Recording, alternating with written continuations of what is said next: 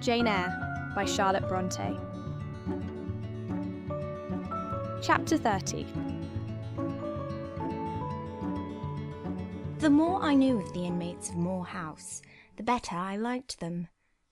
In a few days I had so far recovered my health that I could sit up all day and walk out sometimes. I could join with Diana and Mary in all their occupations, converse with them as much as they wished, and aid them when and where they would allow me. There was a reviving pleasure in this intercourse, of a kind now tasted by me for the first time, the pleasure arising from perfect congeniality of tastes, sentiments, and principles. I liked to read what they liked to read. What they enjoyed delighted me. What they approved I reverenced. They loved their sequestered home. I too, in the grey, small, antique structure, with its low roof, its latticed casements, its mouldering walls, its avenue of aged firs, all grown aslant under the stress of mountain winds, its garden dark with yew and holly, and where no flowers but of the hardiest species would bloom, found a charm both potent and permanent. They clung to the purple moors behind and around their dwelling, to the hollow vale into which the pebbly bridle path leading from their gate descended, and which wound between fern banks first, and then amongst a few of the wildest little pasture fields that ever bordered a wilderness of heath, or gave sustenance to a flock of grey moorland sheep with their little mossy-faced lambs.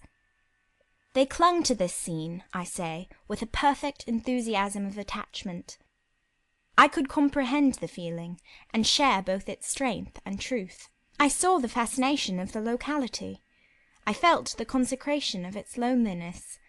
My eye feasted on the outline of swell and sweep, on the wild colouring communicated to ridge and dell by moss, by heath bell, by flower-sprinkled turf, by brilliant bracken and mellow granite crag. These details were just to me what they were to them, so many pure and sweet sources of pleasure. The strong blast and the soft breeze, the rough and the halcyon day, the hours of sunrise and sunset, the moonlight and the clouded night, developed for me in these regions the same attraction as for them, wound round my faculties the same spell that entranced theirs. Indoors we agreed equally well. They were both more accomplished and better read than I was, but with eagerness I followed in the path of knowledge they had trodden before me. I devoured the books they lent me. Then it was full satisfaction to discuss with them in the evening what I had perused during the day. Thought fitted thought, opinion met opinion. We coincided, in short, perfectly. If in our trio there was a superior and a leader, it was Diana. Physically she far excelled me. She was handsome, she was vigorous. In her animal spirits there was an affluence of life and certainty of flow such as excited my wonder, while it baffled my comprehension. I could talk a while when the evening commenced, but the first gush of vivacity and fluency gone, I was fain to sit on a stool at Diana's feet, to rest my head on her knee, and listen alternately to her and Mary, while they sounded thoroughly the topic on which I had but touched. Diana offered to teach me German. I liked to learn of her. I saw the part of instructress pleased and suited her. That of scholar pleased and suited me no less. Our natures dovetailed. Mutual affection of the strongest kind was the result. They discovered I could draw. Their pencils and colour boxes were immediately at my service. My skill, greater in this one point than theirs, surprised and charmed them. Mary would sit and watch me by the hour together. Then she would take lessons, and a docile, intelligent, assiduous pupil she made. Thus occupied and mutually entertained, days passed like hours, and weeks like days. As to Mr. St. John, the intimacy which had arisen so naturally and rapidly between me and his sisters did not extend to him. One reason of the distance yet observed between us was, that he was comparatively seldom at home. A large proportion of his time appeared devoted to visiting the sick and poor among the scattered population of his parish. No weather seemed to hinder him in these pastoral excursions. Rain or fair, he would, when his hours of morning study were over, take his hat, and, followed by his father's old pointer Carlo, go out on his mission of love or duty. I scarcely know in which light he regarded it. Sometimes, when the day was very unfavourable, his sisters would expostulate. He would then say, with a peculiar smile, more solemn than cheerful, "And if I let a gust of wind or a sprinkling of rain turn me aside from these easy tasks, what preparation would such sloth be for the future I propose to myself?" Diana and Mary's general answer to this question was a sigh, and some minutes of apparently mournful meditation. But besides his frequent absences, there was another barrier to friendship with him. He seemed of a reserved, an abstracted, and even of a brooding nature. Zealous in his ministerial labours, blameless in his life and habits, he yet did not appear to enjoy that mental serenity, that inward content, which should be the reward of every sincere Christian and practical philanthropist. Often of an evening, when he sat at the window, his desk and papers before him, he would cease reading or writing, rest his chin on his hand, and deliver himself up to I know not what course of thought. But that it was perturbed and exciting might be seen in the frequent flash and changeful dilation of his eye. I think, moreover, that nature was not to him that treasury of delight it was to his sisters.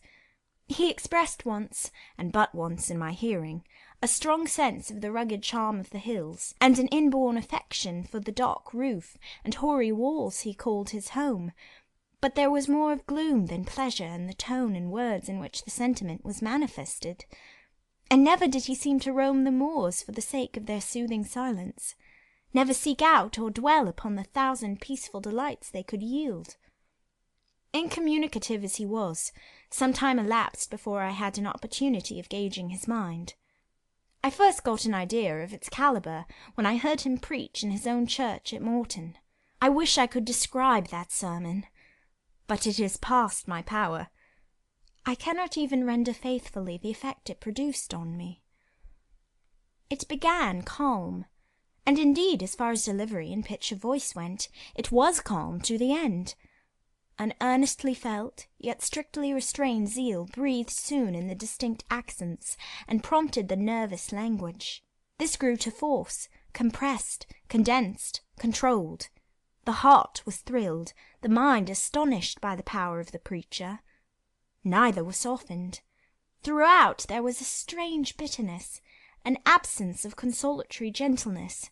Stern allusions to Calvinistic doctrines, election, predestination, reprobation, were frequent, and each reference to these points sounded like a sentence pronounced for doom.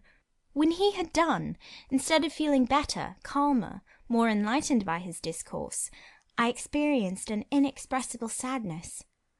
For it seemed to me, I know not whether equally so to others, that the eloquence to which I had been listening had sprung from a depth where lay turbid dregs of disappointment, where moved troubling impulses of insatiate yearnings and disquieting aspirations. I was sure St. John Rivers, pure-lived, conscientious, zealous as he was, had not yet found that peace of God which passeth all understanding. He had no more found it, I thought, than had I with my concealed and racking regrets for my broken idol and lost Elysium, regrets to which I have latterly avoided referring, but which possessed me and tyrannized over me ruthlessly. Meantime, a month was gone. Diana and Mary were soon to leave Moor House, and return to the far different life and scene which awaited them as governesses in a large, fashionable, south of England city, where each held a situation in families by whose wealthy and haughty members they were regarded only as humble dependents, and who neither knew nor sought out their innate excellences, and appreciated only their acquired accomplishments, as they appreciated the skill of their cook or the taste of their waiting-woman. Mr. St. John had said nothing to me yet about the employment he had promised to obtain for me, yet it became urgent that I should have a vocation of some kind. One morning, being left alone with him a few minutes in the parlour, I ventured to approach the window recess, which his table, chair, and desk consecrated as a kind of study, and I was going to speak, though not very well knowing in what words to frame my inquiry, for it is at all times difficult to break the ice of reserve glassing over such natures as his, when he saved me the trouble by being the first to commence a dialogue. Looking up as I drew near, "You have a question to ask of me?" he said. "Yes, I wish to know whether you have heard of any service I can offer myself to undertake." "I found, or devised, something for you 3 weeks ago. But as you seemed both useful and happy here, as my sisters had evidently become attached to you, and your society gave them unusual pleasure, I deemed it inexpedient to break in on your mutual comfort, till their approaching departure from Marsh End should render yours necessary." "And they will go in 3 days now?" I said. "Yes. And when they go, I shall return to the parsonage at Morton. Hannah will accompany me, and this old house will be shut up." I waited a few moments, expecting he would go on with the subject first broached, but he seemed to have entered another train of reflection. His look denoted abstraction from me and my business. I was obliged to recall him to a theme which was of necessity one of close and anxious interest to me. "What is the employment you had in view, Mr. Rivers? I hope this delay will not have increased the difficulty of securing it." "Oh, no. Since it is an employment which depends only on me to give, and you to accept." He again paused. There seemed a reluctance to continue. I grew impatient. A restless movement or two, and an eager and exacting glance fastened on his face, conveyed the feeling to him as effectually as words could have done, and with less trouble. "You need be in no hurry to hear," he said. "Let me frankly tell you, I have nothing eligible or profitable to suggest. Before I explain, recall, if you please, my notice clearly given, that if I helped you, it must be as the blind man would help the lame. I am poor, for I find that when I have paid my father's debts, all the patrimony remaining to me will be this crumbling grange, the row of scathed firs behind, and the patch of moorish soil, with the yew trees and holly bushes in front. I am obscure. Rivers is an old name, but of the 3 sole descendants of the race, 2 earn the dependent's crust among strangers, and the 3rd considers himself an alien from his native country, not only for life, but in death. Yes, and deems, and is bound to deem himself honoured by the lot, and aspires but after the day when the cross of separation from fleshly ties shall be laid on his shoulders, and when the head of that church militant, of whose humblest members he is one, shall give the word, 'Rise, follow me.'" St. John said these words as he pronounced his sermons, with a quiet, deep voice, with an unflushed cheek, and a coruscating radiance of glance. He resumed, "And since I am myself poor and obscure, I can offer you but a service of poverty and obscurity. You may even think it degrading, for I see now your habits have been what the world calls refined. Your tastes lean to the ideal, and your society has at least been amongst the educated. But I consider that no service degrades which can better our race. I hold that the more arid and unreclaimed the soil where the Christian labourer's task of tillage is appointed him, the scantier the meed his toil brings, the higher the honour. His, under such circumstances, is the destiny of the pioneer. And the first pioneers of the gospel were the apostles. Their captain was Jesus, the Redeemer, himself." "Well," I said, as he again paused, "proceed." He looked at me before he proceeded. Indeed, he seemed leisurely to read my face, as if its features and lines were characters on a page. The conclusions drawn from this scrutiny he partially expressed in his succeeding observations. "I believe you will accept the post I offer you," said he, "and hold it for a while. Not permanently, though, any more than I could permanently keep the narrow and narrowing, the tranquil hidden office of English country incumbent. For in your nature is an alloy as detrimental to repose as that in mine, though of a different kind. Do explain, I urged, when he halted once more. I will, and you shall hear how poor the proposal is, how trivial, how cramping. I shall not stay long at Morton, now that my father is dead, and that I am my own master. I shall leave the place probably in the course of a 12-month. But while I do stay, I will exert myself to the utmost for its improvement. Morton, when I came to it 2 years ago, had no school. The children of the poor were excluded from every hope of progress. I established one for boys. I mean now to open a second school for girls. I have hired a building for the purpose, with a cottage of 2 rooms attached to it for the mistress's house. Her salary will be £30 a year. Her house is already furnished, very simply but sufficiently, by the kindness of a lady, Miss Oliver, the only daughter of the sole rich man in my parish, Mr. Oliver, the proprietor of a needle factory and iron foundry in the valley. The same lady pays for the education and clothing of an orphan from the workhouse, on condition that she shall aid the mistress in such menial offices connected with her own house and the school, as her occupation of teaching will prevent her having time to discharge in person. Will you be this mistress? He put the question rather hurriedly. He seemed half to expect an indignant, or at least a disdainful rejection of the offer. Not knowing all my thoughts and feelings, though guessing some, he could not tell in what light the lot would appear to me. In truth, it was humble, but then it was sheltered, and I wanted a safe asylum. It was plodding, but then compared with that of a governess in a rich house, it was independent. And the fear of servitude with strangers entered my soul like iron. It was not ignoble, not unworthy, not mentally degrading. I made my decision. I thank you for the proposal, Mr. Rivers, and I accept it with all my heart. But you comprehend me, he said. It is a village school. Your scholars will be only poor girls, cottagers' children, at the best farmers' daughters. Knitting, sewing, reading, writing, ciphering will be all you have to teach. What will you do with your accomplishments? What with the largest portion of your mind, sentiments, tastes? Save them till they are wanted. They will keep. You know what you undertake, then? I do.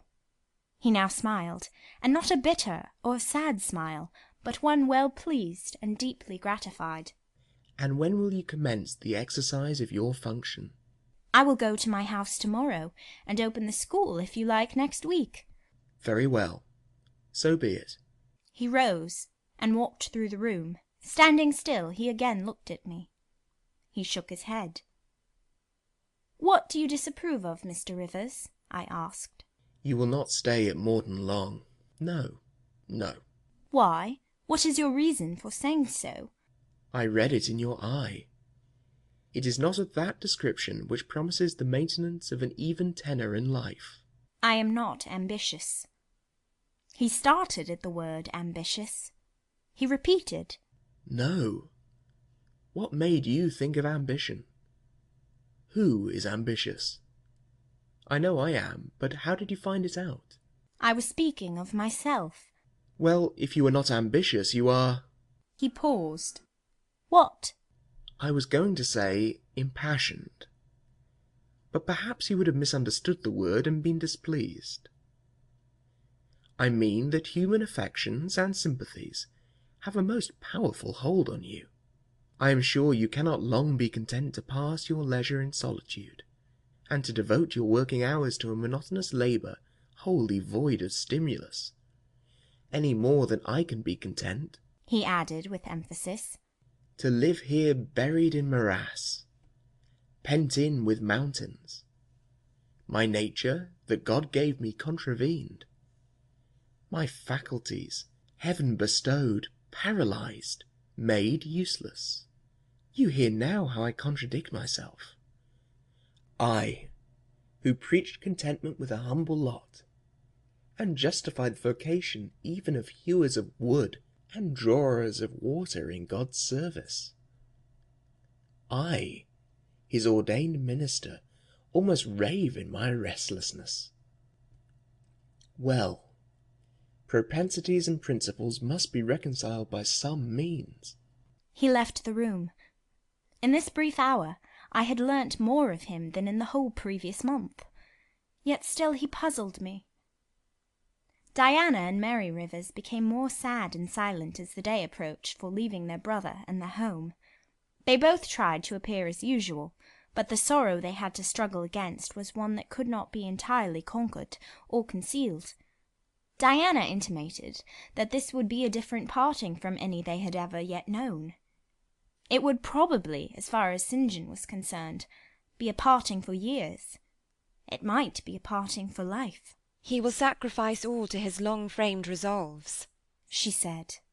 "Natural affection and feelings more potent still. St. John looks quiet, Jane, but he hides a fever in his vitals. You would think him gentle, yet in some things he is inexorable as death. And the worst of it is, my conscience will hardly permit me to dissuade him from his severe decision. Certainly I cannot for a moment blame him for it. It is right, noble, Christian. Yet it breaks my heart." And the tears gushed to her fine eyes. Mary bent her head low over her work. "We are now without father. We shall soon be without home and brother," she murmured. At that moment a little accident supervened, which seemed decreed by fate purposely to prove the truth of the adage that misfortunes never come singly, and to add to their distresses the vexing one of the slip between the cup and the lip. St. John passed the window reading a letter. He entered. "Our Uncle John is dead," said he. Both the sisters seemed struck, not shocked or appalled. The tidings appeared in their eyes rather momentous than afflicting. "Dead?" repeated Diana. "Yes." She riveted a searching gaze on her brother's face. "And what then?" she demanded in a low voice. "What then? Die?" he replied, maintaining a marble immobility of feature. "What then? Why, nothing. Read." He threw the letter into her lap. She glanced over it and handed it to Mary. Mary perused it in silence and returned it to her brother. All three looked at each other, and all three smiled. A dreary, pensive smile enough. "Amen. We can yet live," said Diana at last. "At any rate, it makes us no worse off than we were before," remarked Mary. "Only it forces rather strongly on the mind the picture of what might have been," said Mr. Rivers, and contrasts it somewhat too vividly with what is. He folded the letter, locked it in his desk, and again went out. For some minutes no one spoke. Diana then turned to me. "Jane, you will wonder at us and our mysteries," she said, "and think us hard-hearted beings not to be more moved at the death of so near a relation as an uncle. But we have never seen him or known him. He was my mother's brother. My father and he quarrelled long ago. It was by his advice that my father risked most of his property in the speculation that ruined him. Mutual recrimination passed between them. They parted in anger, and were never reconciled. My uncle engaged afterwards in more prosperous undertakings. It appears he realised a fortune of £20,000. He was never married, and had no near kindred but ourselves and one other person, not more closely related than we. My father always cherished the idea that he would atone for his error by leaving his possessions to us. That letter informs us that he has bequeathed every penny to the other relation, with the exception of 30 guineas, to be divided between St. John, Diana, and Mary Rivers, for the purchase of 3 mourning rings. He had a right, of course, to do as he pleased, and yet a momentary damp is cast on the spirits by the receipt of such news. Mary and I would have esteemed ourselves rich with £1,000 each, and to St. John such a sum would have been valuable for the good it would have enabled him to do.